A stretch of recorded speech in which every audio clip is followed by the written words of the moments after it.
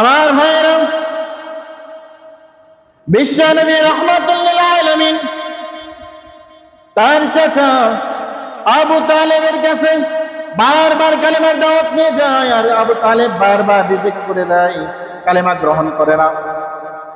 বিশ্বনবী রাহমাতুল লিল আলামিন চাচা আবু তালেবকে ডাক দিয়ে বললেন, ও চাচা, আপনি কালেমাটা পাঠ করেন, লা ইলাহা ইল্লাল্লাহ, শুধু এইটুকু পড়েন, শুধু বলেন লা ইলাহা ইল্লাল্লাহ। আমি কথা দিলাম কিয়ামতের ময়দানে আমি নবী মুহাম্মদ আপনাকে ছাড়া জান্নাতে যাব না। কিন্তু আবু তালেব এক কথার মানুষ, বারবার বলে, ও মুহাম্মদ, তুমি যতই চেষ্টা করো না কেন আমাকে তুমি কখনোই কালিমা পড়াতে পারবা না। বিশ্বনবী রাহমাতুল লিল আলামিন আবার বলেন, ও আমার চাচা, আপনার জনসম্মুখে মানুষের সামনে লা ইলাহা ইল্লাল্লাহ এটা পড়ার দরকার নাই, মানুষের সামনে পড়ার দরকার নাই, মানুষের সামনে আপনার বলার দরকার নাই, বিশ্বাস করারও দরকার নাই। আপনি শুধু একা একা আমার কাছে বলেন লা ইলাহা ইল্লাল্লাহ মুহাম্মাদুর রাসূলুল্লাহ।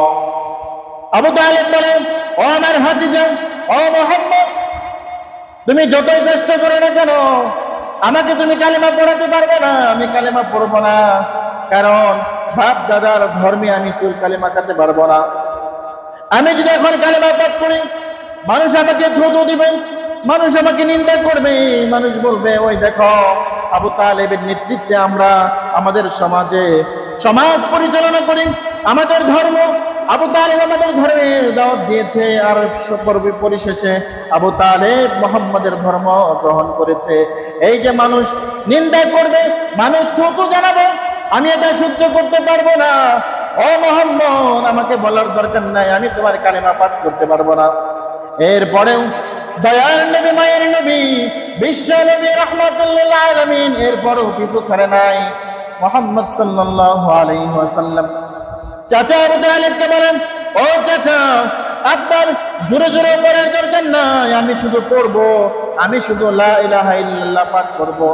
আর চাচা, আপনি আমার সাথে সাথে ঠোঁট লড়াবেন, আমি বলবো লা ইলাহা ইল্লাল্লাহ, আর চাচা আপনি আমার সাথে ঠোঁট লড়াবেন, আপনার জোরে জোরে উচ্চারণ করার প্রয়োজন নাই। আর এটাও যদি করেন, কিয়ামতের ময়দানে আমি আল্লাহ পাক রব্বুল আলামিনের কাছে সুপারিশ করব, ইয়া রাব্বুল আলামিন, আমার চাচা আমার সাথে কালিমা পাঠ করেছে, আমি আমার চাচাকে ছাড়া জান্নাতে যাব না। ও চাচা, আমি আপনাকে নিয়েই জান্নাতে যাব, আপনি শুধু একবার আমার সাথে ঠোঁট লড়িয়ে লড়িয়ে বলে।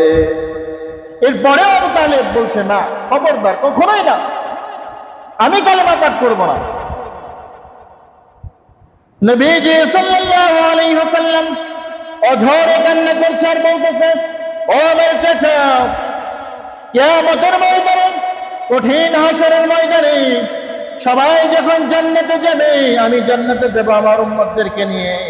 আর এই সময় যদি আপনি জাহান্নামের আগুনে চলেন, আমি নবী মুহাম্মদ সহ্য করতে পারবো না। আমার চাচা জাহান্নামের আগুনে জ্বলবে, আর আমি ভাতিজা হয়ে জান্নাতে যাব, এটা আমি সহ্য করতে পারবো না। ও চাচা, আপনি একবার বলেন। তখন আবু তালেব কি উত্তর দিল? আবু তালেব বলো, ও ভাতিজা, শুনে রাখো, তুমি আমাকে নিয়ে টেনশন করতেছ, তুমি আমাকে নিয়ে চিন্তা করো। ও ভাতিজা মুহাম্মদ, শুনো, কিয়ামতের ময়দানে আল্লাহ পাক রব্বুল আলামিনের বানানো জাহান্নামের আগুনে জ্বলবো, এরপরেও মানুষের কথা শুনবো না। মানুষের কথা, মানুষের ধিক্কার শোনার চাইতে জাহান্নামের আগুনে পোড়াও অনেক ভালো। বলেন নাউজুবিল্লাহ। কি পরিমাণ কথা আবু তালেব বলে। আবু তালেবের কথা হচ্ছে, মানুষ আমাকে নিন্দা করবে, মানুষ আমাকে ঘৃণা করবে, ভালোবাসবে না, আর মানুষের নিন্দার চাইতে জাহান্নামের আগুনে পোড়াও অনেক উত্তম। বলেন নাউজুবিল্লাহ। এটা আবু তালেবের কথা, চিন্তা করছেন?